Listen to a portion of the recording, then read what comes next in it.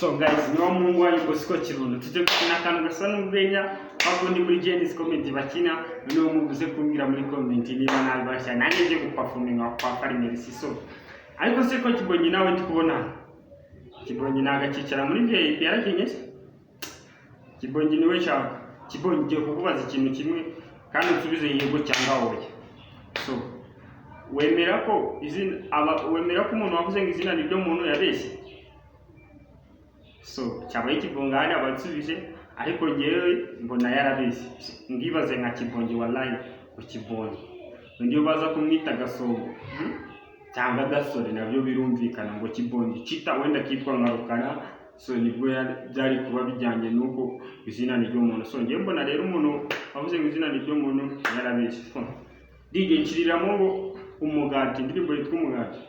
Uyu mama gaye ukabona nitabye mba ndimo ndashaka umugati ejo ndabarambeshera ubu ndimo ndashaka oyo nawe cyokoza ari ibintu mbona kanambabaza ubwigiye washakiye umugati ntabwo wabona ufite ingano ufite za kawunga ngo ntabwo cyokoze mana ewe ikomereze DJ shiriramo ngo nurare utabivuze ngo nurare utabivuze ibyejo bibara bejo asanga ndi mukunda utagutanga kariko cyorayo.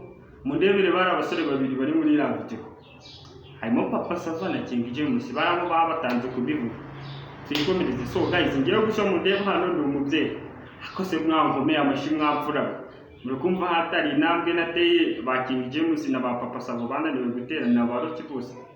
So genda umubyeyi niheje kuganira n'umugore waje turashikirana kabisa turaganira ndamusesa byatari naje kumubaza ati subundi mu buzima ni igiki nkora cyangwa se akumirwa.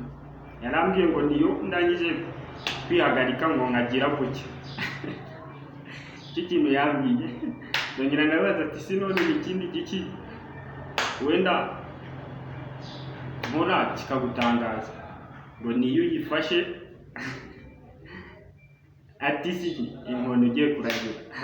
So guys ndabashimiye kandi ndabakunda mukore subscribe ni bosco kirundo. So muze kumbwira muri comment niba byaza akantu nko kwigana ubwo nanjye nandise ndabizi byarushaho kuba byiza. So mwakoze ibintu beaucoup.